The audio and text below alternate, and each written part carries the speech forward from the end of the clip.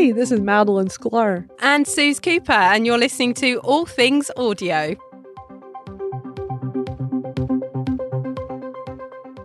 That's definitely our first thing to talk about is actually the second tweet in the Twitter moments. Legion had tweeted out, who's here, by the way. Hello, Legion. Always sharing great stuff about the latest with Twitter Spaces. But there was a tweet saying yesterday that there was an inability to pin tweets in the Nest. Users can't share tweets to a space.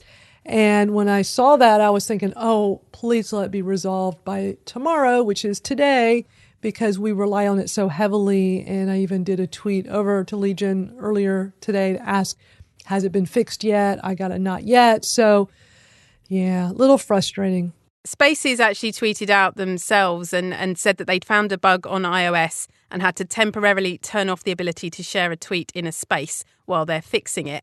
And yeah, as far as I understand it, over the weekend, I think there were a few spaces going on.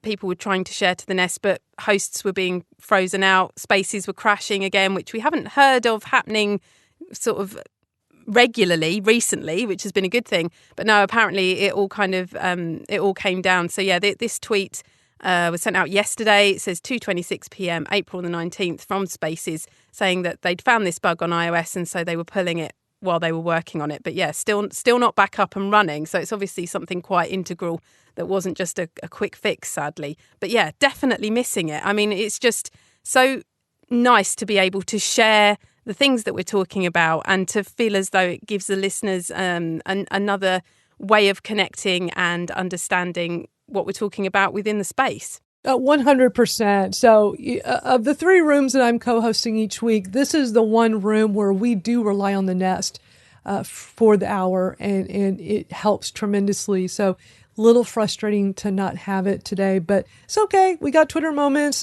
All you got to do is go to my Twitter feed. It's there, and just follow along with all the things we're talking about. And this first tweet is super visual, so it's frustrating that we can't put it in the Nest because Michael DeGroot, he was not able to be here live with us last week, but he listened to the replay and he did this really cool drawing with notes of things he learned. What do you call that, Suze? Isn't there a name for these? Yeah, so I'd call it a sketch note. Sketch note, yes, sketch note. A sketch note or it's a mind map version of a sketch note. And he's done it a few weeks running now.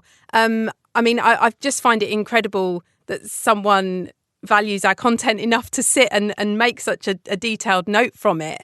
And it's just lovely. It's lovely to look at. It really highlights the key things that we covered.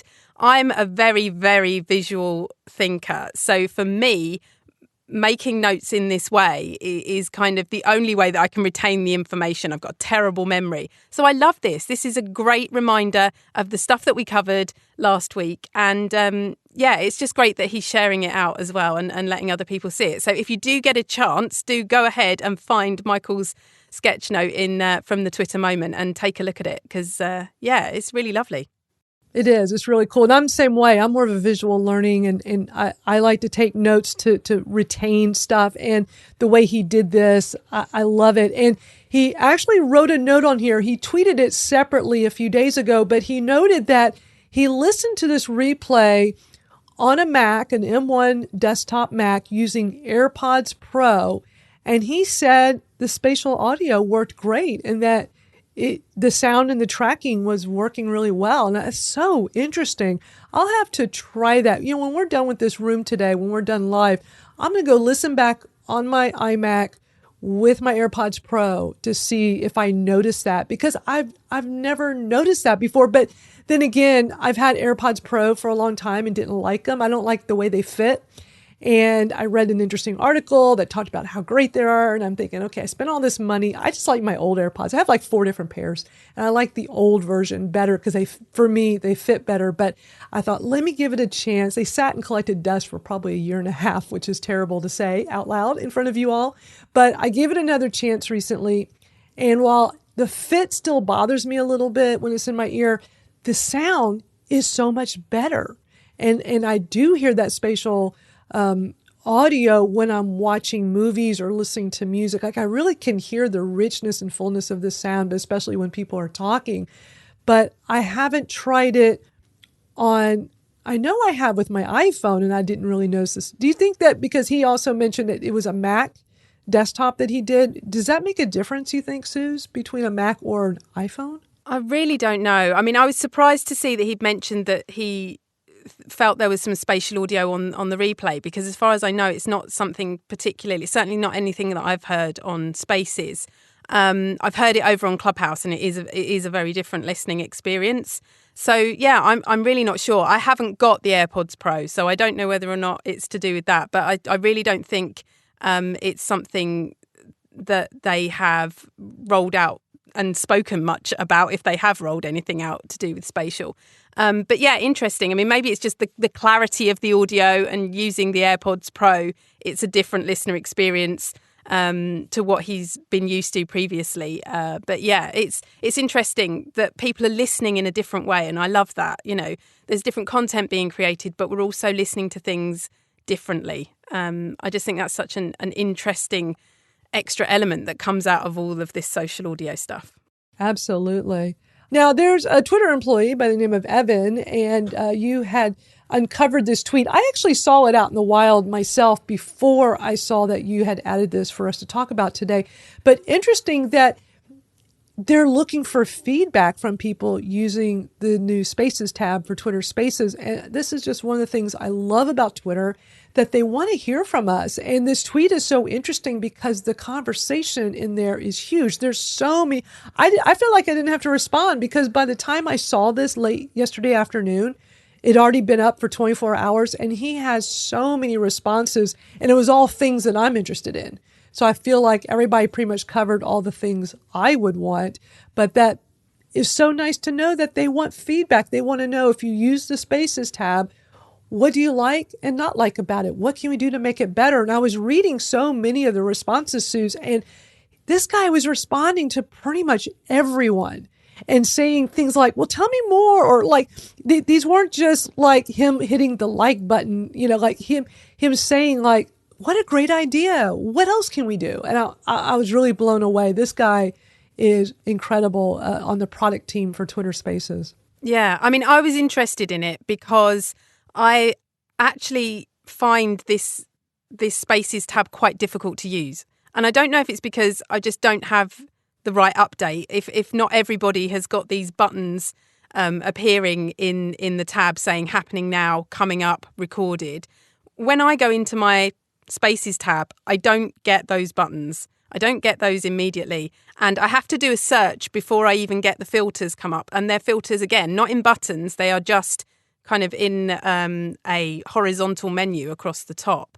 So I'm thinking that this hasn't been rolled out to everybody yet, because I definitely don't have this user experience. And my user experience with it is kind of useless, because unless I do a search for a space, I don't get the filter buttons.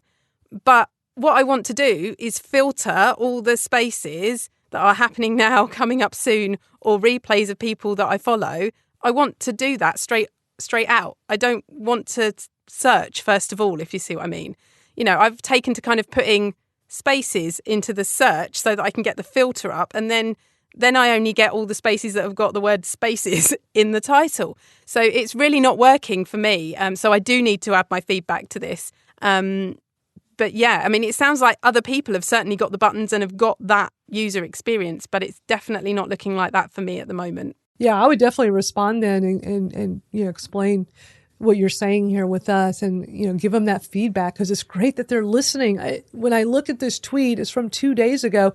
It shows 177 replies. It's like, wow, people are spending time giving him feedback, and just me spending like 10 minutes just kind of going through some of these. People had great ideas. Really great ideas. Yeah, they really did. They did. And I think that's the reason why they're actually, not that, you know, I want to drive anybody away from listening to all things audio right now, but they are actually spinning up a space around it this today. It says 8:30 for me. So yeah, exactly, while we're in here. So in about 10 minutes time, to talk about Twitter as the home for audio. And it has got the Spaces research hashtag on it. So really interesting. You know, I haven't actually seen a space from Danny for a while, Danny Singh from Twitter. And I think potentially this tweet got so many responses that they realised that there's still this hunger. The hosts still want to give this feedback. If you're going to ask us, we're going to tell you. So it's probably worth them spinning up a space and actually talking to people, which is great. Oh, definitely, 100%. So yeah, just kudos to Twitter for just being on top of this and wanting feedback and listening to everybody. I love it. That's such a positive, being a part of this with knowing that the company behind it all, like, is truly listening to us. It's amazing. Like, who else does this? Yeah, exactly. And, it's what we're hearing about over on LinkedIn is this lack of support from the platform. Like it's crickets over there from anybody that would be a LinkedIn employee, and so different to the experience we've got over here. And, Clubhouse is still running their town halls, and people like that connection with the platform and with the creators. So, yeah, I think it's great that it's still ongoing and that they're still listening. Absolutely. So there was this really interesting tweet conversation you were having with Morgan, and I saw Don Coven had jumped in, who's also here. I love when I see all of our peeps here with us live when we do this and talk about it. So you want to talk about this really interesting conversation, and it definitely would be helpful for our listeners to look at this in can't go to the desk, but go to the Twitter Moments and see this conversation, because it's super interesting about having a huge media organization like the Telegraph with over 3 million followers, but doing a Twitter Spaces with only like 300 people that tuned in to listen. Yeah, that's right. And Morgan's basically done a Twitter thread with screenshots from these kind of bigger media organisations that have got lots and lots of followers, but are still not getting the kind of high numbers that you might expect from an account with so many followers to get into their Twitter Spaces. So, Bloomberg, 8.3 million followers, high-profile domain experts speaking in their Twitter Spaces, and they're hitting 491 listeners. 8.3 million followers and not even 500 listeners. Financial Times, 7.2 million followers. They're talking about Elon Musk and Twitter. It's been the trending topic over here for the last 7 days, if not slightly longer. Again, struggles to get above 500 listeners. And, it's as hosts, I guess we're kind of trying to play that game a little bit, aren't we, of the algorithm? How can we beat the algorithm? What is it that's going to draw more people into our space? And we've talked about it before. There's obviously the discoverability element is really important. The promotion yourself that you might do of your space. We tweet out the link as early as we can. We try and let people know when it's happening, tweet out the replay from last week so people know what they might expect if they join the space. But there's also that algorithmic black box that no one's ever going to really understand. But I guess that's where my geek data mind goes into overdrive, and I start thinking, oh, well, could it be this or could it be that might get more people to see this in the Spaces tab or the space bar or whatever? What is it that pushes those spaces just slightly to more people? And, there was a space I was in the other day that actually started with quite a core group of people. And I looked on Spaces dashboard, which is Andrew is in the space now, the creator of Spaces dashboard. And what I saw when I compared the number of listeners with other spaces was that we'd had this core group of people that joined and stayed. So they joined by about 2 minutes of the space being live. And they had stayed for the duration of the space, but it had definitely built from that moment. Everything kind of went up and up and up and up. And it kind of got to about 10 minutes and we had around 60 or 70 people in that space. And actually what that's done is when I now look at the replay for that, it's hitting I think it was on 1700 when I looked this morning. So, that is big numbers really for creators and hosts that are on here that aren't these big media organisations. And I was kind of excited to see that. So my 2 pence on this was whether or not how many followers, it's not really about how many followers you have. These big organisations have got millions of people following them, but potentially, maybe it's about how many people join in those early minutes of the space, how many people stay, and if you get a crowd and keep a crowd.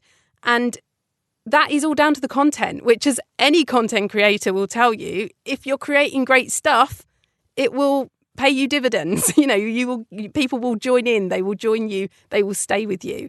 So yeah, I guess I kind of put it out there hoping that someone might come back and say, no, it won't be that, or maybe it'll be this, or maybe it'll be the other. And I think Morgan kind of added a few thoughts to it around,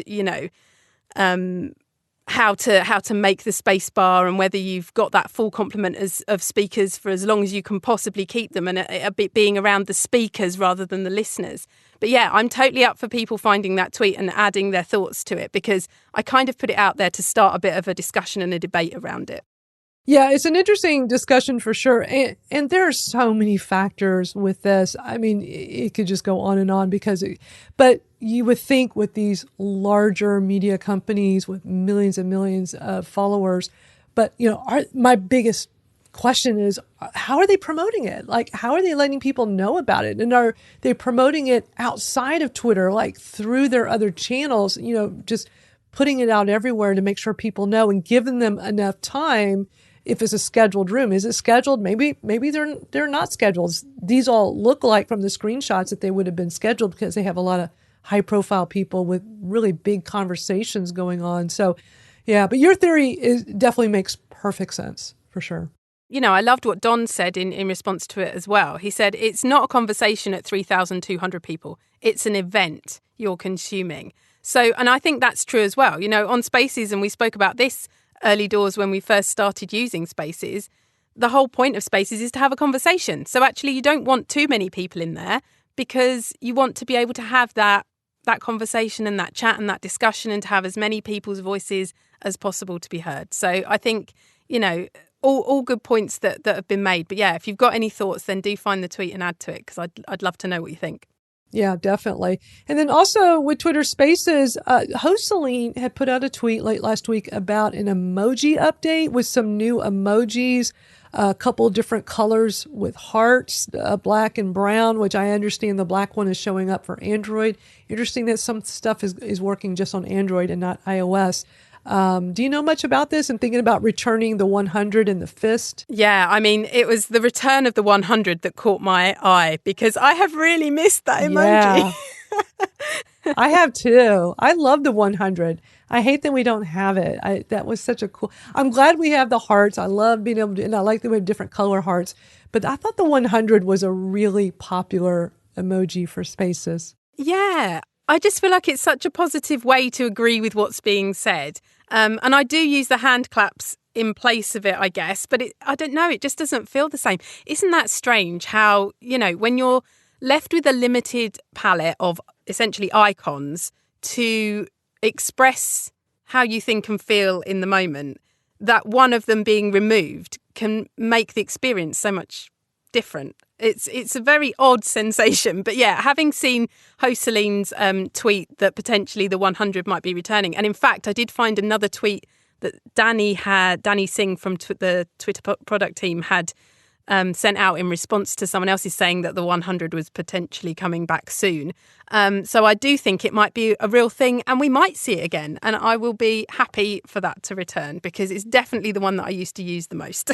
Well, there is a tweet from Lee Jin that also had come out saying that on Android, they did add the black heart emoji in. It's not on iOS because I don't have it. But he said that they have reshifted the sequence of emojis on Android, and in addition to that, added the black emoji heart as well. So interesting that they're doing some updates just on Android and not iOS. Yeah, that is interesting. And to think that they're sort of shuffling around the order of the emojis as well. Yeah, I can see that now. I've kind of got my emojis up on my screen and I'm on iOS, and I can see that the laughter emoji is kind of next to the hand raise on the Android one, whereas it's at the other end for me on iOS. So interesting how that comes about as well. Is that through Twitter being able to know who uses which emojis are mostly used, and therefore that's the one that you put nearer where your thumb might be on your phone if you're right-handed? Yeah, really interesting in terms of like UX design there, I think. Oh, for sure. And then another tweet from Lee Jin, who's just been a wealth of information lately. This new feature called Spaces Chat that I guess is on iOS. I don't have it. I don't see it, but also it says coming to Android as well. actively participate in a space via chat feature, replying via tweets that would pop up in the little bottom icon. Do you have this yet, Suze? No, I don't seem to. And we have discussed whether or not a chat feature would be something that we'd like to see here on Twitter. And I've kind of been swayed one way and the other, really. No, I don't have it. Having opened up the screenshot now from Legion, I see it on my desktop, and I don't have that on the mobile app at the moment. So the idea is that the tweet your reply box will appear down the bottom, potentially above where the microphone and sort of other icons that you've got there for the emojis and the clipping are, and that you'll be able to have essentially a Twitter thread, I suppose, that's live within the space. I mean, how do we feel about that, Madeline? What do you think? I don't know. I mean, first of all, the screenshot doesn't have the clipping feature, and the clipping feature has been added, and it's already pretty full at the bottom. It's like, how many more icons are they going to fit? It sounds like an interesting idea. I'm guessing that they're just testing this with a small group right now, and that's why most of us are not seeing this yet. But the screenshots, it's interesting. I just need to see it in motion before I can really figure out if it's something that I think we would find useful and would want to use. So I don't know. I mean, I can see it for the passive listeners that's in a room and they're just listening, to be able to have these little side conversations. I mean, that could be cool. With Twitter chats, which I've been doing for 11 years now, I've been hosting weekly Twitter chats. Twitter chats, surprisingly, you can have little side tweet conversations while you're in the middle of a very large Twitter chat. I mean, I've done it for many, many years where you're, chatting along, following the topic, answering questions with the topic, but then also connecting with people or new people in the chat and just talking about other things as well. So it could be interesting, but audio is so different. Like, would it be easy to also be chatting with text through these? I mean, it's almost like little micro tweets in here with the screenshot. I don't know. I'd have to play with it. Yeah, as a host, I feel like, oh my goodness, don't give me another thing to look at on the screen and keep up with. Right. While I'm trying to hit that, touch this, make sure that's gone over there, tweet that, reply to that person, and keep the space going. It feels like another thing to moderate. And yeah, but, if it's going to enhance the experience for people, then absolutely go for it. But I'm not totally sold on it, I have to say, over here. But then I didn't like the idea of having the back channel and all of that over on Clubhouse, but I do find that quite useful. So I don't know. I'm sitting on the fence. Yeah, sometimes it's like you need to see it in action and try it before you really know if it's something you're going to like or use. And I just need to see it. I need to play with it. I need to tap all over it and see, is this something that I think is worth having? But we'll keep our eyes out and let you all know, when this becomes available so we can all experiment on it together. You and I were looking at tweets right at the same time. It's so funny. You're so far away. I'm in Houston, Texas in the US. You're all the way over in the UK. We got a whole big ocean between us. And we were both looking at tweets for this room and spaces that I think is still going on live. I think I just saw a tweet a minute ago that is still going live right now.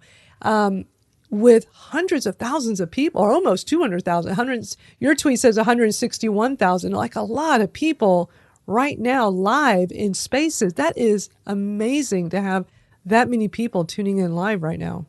Yeah, so this is the Imran Khan space that was spun up earlier today. He's former Prime Minister of Pakistan, went live on Twitter Spaces. And yeah, the stat that's in the screenshot that I've got here, 161,371 other listeners, which you would consider the kind of desktop listeners. Morgan sent over some stats, 446,000 listening live, 20,000 had set reminders. The total stage following there, yeah, I know. I mean, talking about the big media organisations earlier and how many followers they had, combined, the speakers in this space had roughly 23 million followers between them. So, it's big numbers, but I think there were a lot of us that took the same screenshot. I know Matt Navarro, you said you'd seen his. Don actually tweeted me and said, oh, I've got a picture just like that on my phone as well. Here it is. And I think the thing is, if you're following how spaces are being used, then seeing big numbers like that is really exciting and interesting.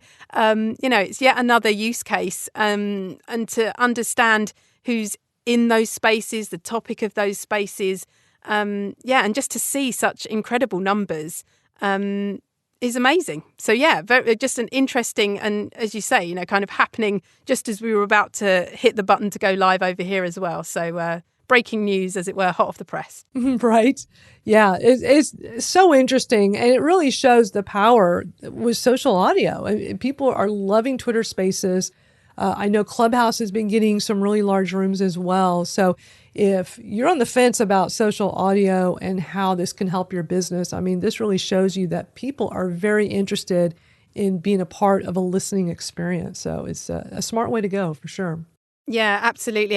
Morgan tweeted out last week about the Clubhouse room on which was about Ukraine. That had nearly 1 million listeners live. So, and that's over on Clubhouse. So, yeah, the room numbers, people are definitely using this. Bigger organisations are using social audio, and with that is coming these massive numbers of listeners and people that are getting engaged in it. Potentially people that haven't listened in before, and all very interesting to see where that might head. Definitely. So you found an interesting article about replays, Clubhouse replays, but in your tweet, you're also, kind of putting a little notice out to Spaces hosts wanting to know, are they finding the power in replays, and is it boosting their listens? Tell us a little bit about this. Yeah, so this article itself from cmswire.com, actually, when you read through it, it tells you more about kind of the fact that replays are available on Clubhouse and how you can use them. It tells you a little bit about clips. And then right at the very bottom of the article, it's got a little 3 paragraphs that just explains kind of how Clubhouse Replay enhances social media strategy. And I thought, I wonder if people are kind of really using replays and thinking about how they might fit into a content strategy in some way. They are the live replay that is available straight after the space is finished, and they do extend the life of the content. So being able to kind of retweet those out and make kind of full use of them, if you like, and gather more replays, get more ears on the content is really interesting. So I kind of put this tweet out again to just try and gather some ideas and have a discussion around whether or not people are thinking about how to use the replays. I know when it first came out, Madeline, I did for the first couple of weeks timestamp some of our replays so that people could go to certain parts of the replay and hear about, I don't know, what was then Green Room or LinkedIn audio events or Clubhouse. And kind of because we split our content into the different platforms, you could go straight to it to see whether or not that would make it kind of easier for people to dive into. But it's a lot of work to do, and there's no actual markers that you can drop within the replay. So it is literally relying on the person who's about to listen, kind of pulling along their little fader and finding the right point in the audio. But just kind of really crowdsourcing how people might be using replays, whether or not people are interested in using them as that live podcast element and tweeting them out again after they've gone live on Spaces. Do you retweet the replays from the other rooms that you do? I do. I think it's important to do it because not everybody can go live, and many times when the room is passed, if you don't tweet about it, then no one may know about it. They may not realize that you already have this. This content you can repurpose. I think just little things like this that we can do can go a long way. What I do for this room, I have a tweet that I'll put out a little bit later in the afternoon, and it'll say, did you miss today's All Things Audio with me, and I tag you, Suze. We talked about the latest with, and I'll put whatever. It's almost always the same because it's almost always we talk about the latest with Twitter Spaces, Clubhouse, and more. And then I'll say, listen to the replay, and I'll put the link. So I make these as a little template, and then I put little reminders, what day and times I usually send these out. So I can just look at this note each week and just put it all together and schedule it, and it's super fast and easy. Yeah, I mean that just sounds great, and I think that's the thing, isn't it? If you can template things out and make it as easy as possible to reuse, then you're more likely to go straight to it and do it and use the power of the replay, as I put in my tweet. Yeah, yeah, Exactly. The other thing around the replays, Madeline, is that I find that at the point where I'm then promoting the next week's Twitter space, the card for the replay, I mean, it's all so similar. It would be so great if we could customize those cards, or if perhaps the replay card was a different hue or a different color or something, so that it was obvious. Because otherwise it just looks like the same thing over and over again. So that's something that I'd like to see them think a little bit about as well. That is such a great idea. Yeah, that's something that we need to tell Twitter Spaces. That's an excellent idea. And we actually got quite a bit to talk about with Clubhouse. You've uncovered a whole bunch of tweets, which are in the nest. I put a new tweet in my Twitter feed. So for anyone that came late and you're wondering, why is there nothing in the nest? The nest is not working right now with Twitter Spaces. And so I already created a Twitter Moments that has all the tweets we're talking about today. So if you want to follow along and see all this, just go over to my Twitter feed. I literally just put a tweet in with everything we're talking about, so you can see this. But let's talk about lots happening with Clubhouse. You've been sharing a whole bunch of tweets with me for us to talk about today. Interesting tweet that Michael Sterling put out that then was a great quote retweet from Morgan explaining this new improvement on the wave bar. And interesting, just a little side note on this, for Twitter Moments, sometimes it won't let you put some quote tweets in there, and I've not been able to figure out why some will let you do and some won't. And I was trying to put in the actual tweet that Morgan had, because his quote tweet, he explains what these two different icons mean, and having that on top of Michael Sterling's tweet, I thought would make more sense to present it that way in Twitter Moments, but it wouldn't let me.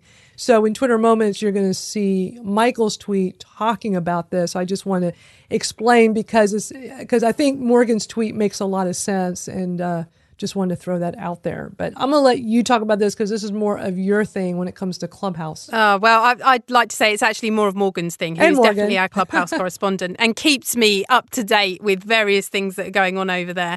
But yeah, so this is the appearance of the headphone icon to show if someone's listening in a room, and the speech bubble icon to show if someone's speaking in a room. So the idea being that if you look in on the wave bar, the people that you are following over there, you'll be able to see whether or not they are speaking or listening in a room, not just that they are in a room. So it just kind of gives you a better idea of what people are up to. If you particularly wanted to hear someone who is talking in a room, then that would give you a better idea of what was going on. So yeah, a great way of using the icons, and really good to see. Michael said that he'd captured it on his Android, so I'm not sure whether or not that's been rolled out across iOS as well, but yeah, certainly on Android it looks like that's something that they're trying out. The other things that Morgan drew my attention to were actually reverse engineering tweets from Alessandro Polizzi, who we mentioned quite a lot on All Things Audio. He has uncovered the fact that Clubhouse is working on social clubs, which are private hallways where you can see more of your favourite people and get to know friends of friends. So the idea of these is that you can meet with followers of your followers, grow your community and network. It's a kind of custom hallway, and more of these kind of intimate private rooms that people have been talking about and have certainly asked for and wanted within social audio. So interesting to see that being added there. The other thing is a redesign on the UI with a kind of tab layout along the bottom of the Clubhouse app. And essentially social clubs will live, it looks as though it will live in the middle of the lower bar of icons. But funnily enough, the kind of spot dotty flower pattern that they're using for the social club icon looks very familiar to the Twitter Spaces kind of dots that we had before it turned into a microphone icon. So yeah, just kind of a bit of an observation there really, but it will have its own dedicated tab if this becomes a feature. As I say, this is at the moment a bit of reverse engineering by Alessandro. Much of what they uncover generally does become real. Sometimes not always imminently. Sometimes it takes months and months for it actually to be revealed. But yeah, more often than not, I think what we've seen in the reverse engineering situations have turned into features and different functions on the app. So interesting to see that they're kind of working on these more intimate spaces and rooms over there, over on Clubhouse. Right. Yeah. Very interesting. Thanks for sharing all that. And Spotify came across some interesting news about Spotify. You know, we've talked about how it's now Spotify Live. And an interesting tweet a few days ago from Chris Messina, who said there's now a live genre on Spotify, so you can easily find the content in the app for these rooms. So I thought that was really interesting that they're really moving along with this and trying to make this whole Spotify Live thing come to life inside the app. What are your thoughts about that? Yes, they've added that kind of extra filter within the app. He also mentions that they're promoting Spotify Live in the desktop Spotify app, even though the experience isn't actually available on desktop. It's kind of you can listen only in one place. And if you want to actually be part of something live, it's separate. It's still not really integrated as I would have expected, perhaps we might have expected it to have been. But the other thing is that while they're moving forward with that, they've actually put a hard stop on something that they did start a year ago, which is the Green Room Creator Fund. Now, obviously, it's not Green Room anymore. We announced it is now Spotify Live. But yeah, this week it appears that anyone who did actually apply to that Green Room Creator Fund has received an official email from Spotify saying that they will not be moving forward with the with the Creator Fund. So anyone who'd applied for it needn't sit there waiting to see if they're going to get some cash off the back of it. They're actually going to put that money into other initiatives for live creators. And I think it was actually Chris Messina who also tweeted the first Spotify NFT. So potentially that's where that funding is being diverted to. It's an interesting way, interesting strategy, interesting route to go down. Certainly from what we were saying last week, Spotify seems to be very much relying on their own original creators. So anyone that they have invited onto the platform, people that they're going to have kind of proper deals and sponsorships with. Spotify Live is not going to be for the grassroots creators, sadly, as we might have liked it to have been. And I think this kind of puts a full stop on that, really. No fund, no money, no support, no grassroots creators. Yeah, I was really surprised by that. And there's a really great article I have in the Twitter Moments from Matt Navarra that he shared from TechCrunch that talks in more detail about this. It was a really interesting read. So I definitely want to check that out. And one last piece to go over, Rafi, who we just love, podcast strategist who's been on the show, shared and tagged us in a tweet talking about FlowGen, which is a tool, an app that you've used before. You want to unpack all this because it's some interesting stuff. Yeah, so this is one of the live podcast apps that Rafi spoke about with us when she joined us on All Things Audio. And they've released a new feature over on Product Hunt. Doesn't give an awful lot away, but I've signed up on the wait list for it. So I will let you know once it is actually up and running. It says, we've created a tool that archives all your available past and future Twitter spaces forever. It's a shareable online subscribable playlist. Your audience can get notified of new recordings by email. And I do notice that the screenshot that they actually use over on Product Hunt is Hoseline Main. So I may well be in touch with Hoseline as well. I believe he was saying that it looks like a very smart way of monetizing, which I know is something that he's obviously very interested in around monetizing our social audio content. The idea of having this subscribable playlist sounds incredible. So yeah, certainly we'll be looking into that more, and really grateful to Rafi for letting us know that that's happening. Yeah, it's so interesting. I also signed up for the wait list and I can't wait to try it. And that screenshot with Hoseline is so cool. So super interested to see how this works. So we'll keep you all posted once we're able to get our hands on it. We certainly will. And if you want to know more about FlowGen, we actually spoke to Rafi about it on episode 35. So that was earlier, back in January this year. So go and check that one out if you want to hear more about the app. Yep. And so now we can open up the room for any speakers that want to come up and talk about any of these things we're discussing. Morgan, hello.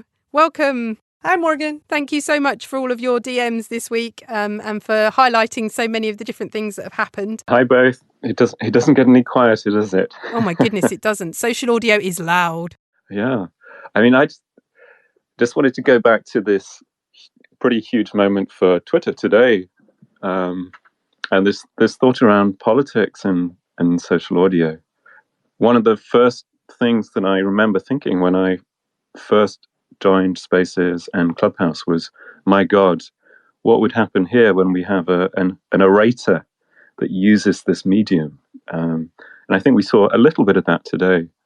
So, yeah, just to highlight that aspect. Yeah. Yeah. Did you join the space, Morgan? I did, yes. It mostly wasn't in English, and it was quite fun to see various sort of social audio analyst friends pop into it and stick around and listen. I think Matt was in there as well. So I did pop in. One of the fun things was turning on captions in that space. It wasn't clear to me, I don't know if you know this, if Twitter tries to translate to your home language, as it were, or whether this was just captioning trying to keep up with whatever it heard. For me, when Spaces started up, I thought about, I guess from the broadcast background, I was like, wow, what are news organisations and news publishers going to do with this? How is news going to be different now that you can go live on Spaces, whether that's user generated or from the big broadcasters themselves? And actually, I've seen journalists be quite slow to take up Spaces, I think. I mean, obviously Bloomberg do their thing. Tortoise, who I love, do their news stuff as well. But it still seems to be growing slowly, I feel like, in that sort of area. It's quite interesting. So one of the other things I saw perhaps 2 weeks ago was, again, this contrast between Bloomberg's regular Spaces and a Twitch streamer that came on. And the Twitch streamer was just them as the speaker. So one person as a speaker doing a stream of consciousness. And you imagine that they brought their Twitch community over with them, or maybe they were streaming live on Twitch at the same time. And they got about 8 times the audience that Bloomberg were getting at that point. So I think it's kind of interesting that the panels of experts, which I really enjoy listening to, I learn a lot from them, don't really seem to be the kind of experience people are looking for. Whereas if you get a single strong, authentic voice, or somebody with a community, or in this case, a politician speaking directly to the crowd, then that's the kind of thing that really seems to pique an interest. Yeah, again, it's the strength of the content that brings the listeners and the people into the experience, I guess. I mean, I'm interested, going back to the Imran Khan space, that screenshot that we've all taken, it says 161,371 other listeners on there, which that is just desktop listeners, isn't it? So there will have been way more than that actually live in the space. Am I right in thinking that? Yeah, so I'm not sure. We really need Andrew to give us his stats on that. I think that the 165,000, that was the number that was put on in the Spaces tab. So I think that was people who were listening concurrently live. And one of the things that I thought was very interesting is that 20,000 people had set reminders for that space, which was the highest number I've seen in the new upcoming tab. So clearly the word had got out about this. And I imagine, to your point earlier, Suze, that quite a number of people joined the space right at the very beginning, which would have helped with visibility. Yeah. And it's interesting to be able to see that set reminder number. I mean, that's a relatively new feature here as well, isn't it? So to be able to see so many people and you know, how many people have set the reminder for your space is really useful as a host. But it also feeds on itself in terms of if you see that in that upcoming Spaces filter in the Spaces tab, that thousands and thousands of people have set a reminder for something, it's going to generate its own excitement, isn't it? And you're going to want to be in there as well and potentially set reminder as well and add to those numbers. So that's a really interesting kind of human aspect to it, isn't it? That, you see something that looks like it's going to be really exciting, you want to join the crowd. So at the moment, not that many people can see that, I think. So we're part of the test group. Oh, it is? It's just a test right now? Well, that will be super interesting once it really rolls out then, won't it? I love it. Yeah, because I have it, and there is something psychological when you're looking at the coming up rooms, and I see like, the ones where, excuse me, it shows, who I follow that's hosting, and I like the one at the very top is one for tomorrow, and it says 120 are going, and I love that we can see how many people have set the reminder. So it's like, this instant RSVP number of how many people are planning to go. And when you see the high number, you're like, oh, the FOMO creeps in. I don't want to miss out because all these other people are planning to go. So I should go too. That's exactly it, isn't it? It's definitely a FOMO moment. It's so smart. Thank you to all of our speakers who came on and shared so much great stuff. And we're available in all of your favorite podcast apps. We're out there, All Things Audio. You can also go to allthingsaudiopodcast.com as well. You certainly can. And you can catch us here on Twitter and use the hashtag AllThingsAudio, and we'll pick that up throughout the week. So that's it for this week. But thank you so much to everyone that's been here in the space with us and those of you listening. And we'll catch up with you next week. Bye, everybody.